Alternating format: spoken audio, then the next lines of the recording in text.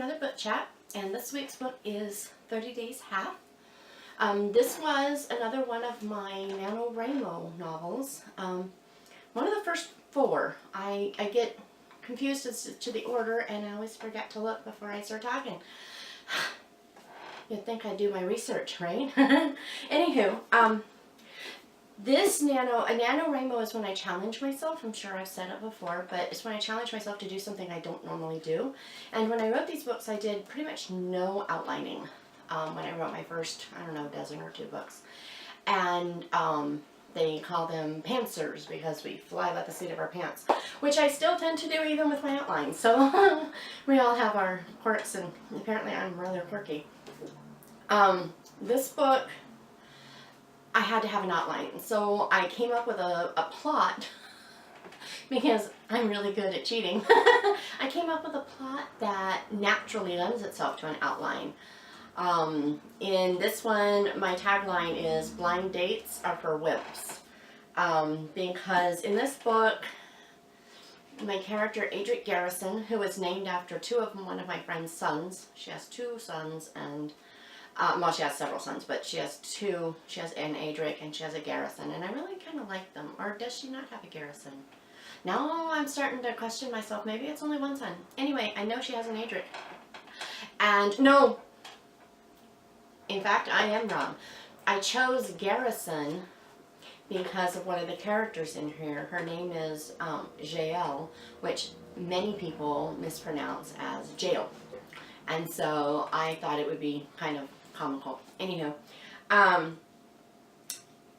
in this book, Adric has moved to Fairbury, which is one of the kind of bedroom communities off of Rockland, and his sister and brother-in-law, the brother-in-law is the minister of the local church, have set him up with an unusual kind of The Bachelor kind of idea where 12 different women have agreed to spend a month in his house with him and a chaperone and just get to know each other on a really rich level, hoping that maybe that type of immersion into someone's personality and habits and things would help weed out people who weren't compatible.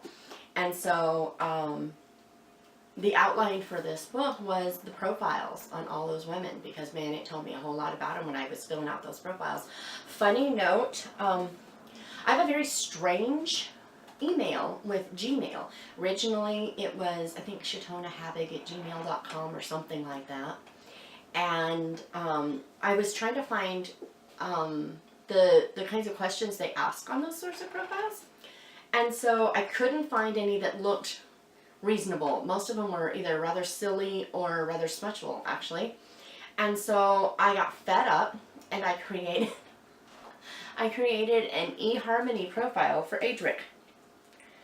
And yeah, I did. I don't know how that program is supposed to work, and I don't know what buttons I clicked and what things I did, but they actually matched him up with several people who might be a good choice.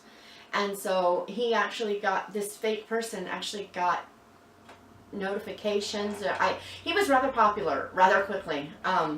Apparently I created someone that fits a broad range of people I didn't think I had, because I mean, here he's short, he's prematurely aging, he's a mechanic. I mean, he's not like, you know, some CEO that would be, you know, appeal to people. You know, he's just your average Joe, but apparently average Joes are in great demand because eHarmony considered him quite perfect for several people, quite a few.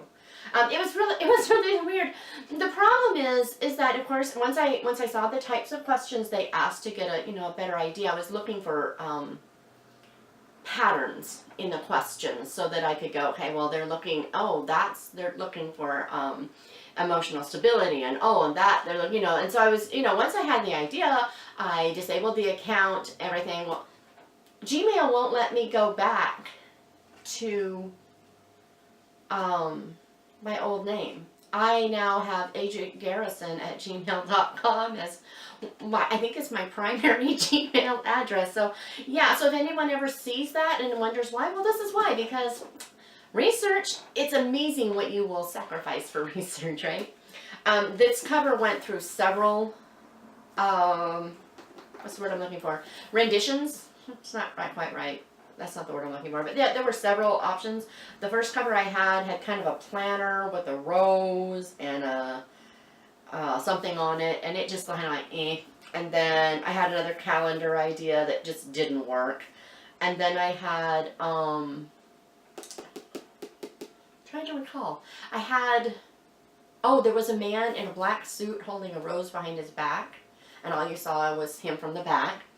And then I found a guy that I thought looked like Adric.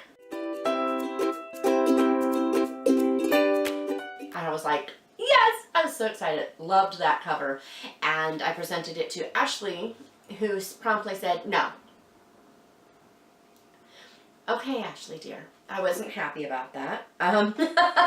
Because I rather liked my cover. But when Ashley says no, I almost always agree. Only once have I defied her.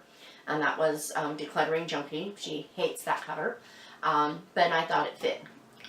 Every other idea that I came up with, everything I tried, just, I don't know, it romanticized it instead of showed the comical side. So I like it, and she at least has the hint that maybe I won't listen to her always. Yeah, right. So anywho, instead I switched to, you know, the Polaroids, and thought that was really funny. The title obviously comes from 30 Days, half September, April, June, November, because there was one girl a month. This book was originally written with over 160,000 words, and I cut about 40,000 of those, or 45. I cut a lot of them, and a lot of what I cut were the profiles. I didn't show all of everybody's profiles. I showed enough to remind people what kinds of questions there were. And then I also cut out a couple of the girls who didn't stay the whole time, or who I didn't really like, and it was obvious that he wasn't going to either. And then as I was editing with that, of course, some more words came in, but I still think I ended up with about 40,000 less than I originally intended.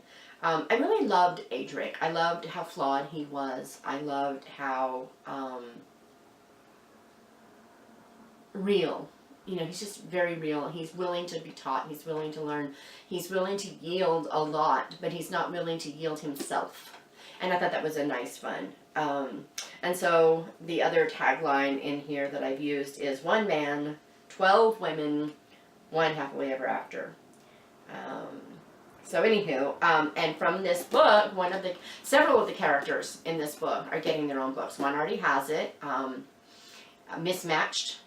It is the second in the agency files, and it has one of the girls from this book as a primary character. So you definitely would want to read this one before that if you don't want a spoiler. And then there's another gal in here who's going to have her own mystery. I want to tell you the name so bad, but I think that will absolutely give away who it is if you haven't read this book yet. This is one of my early books, and so because it's one of my early books, there are weaknesses in it. I'm pretty sure I tended to explain too much in spots, but my editor did a fabulous job of saying, don't tell us this, show us this in these places. And right now that's really on my mind because I'm teaching a class on that at the moment. But so anywho, this is 30 Days Hat, and I will see you next week with Jack, or maybe not. I'll see you next week with a book. Jack may come first. I don't know. Have a good day.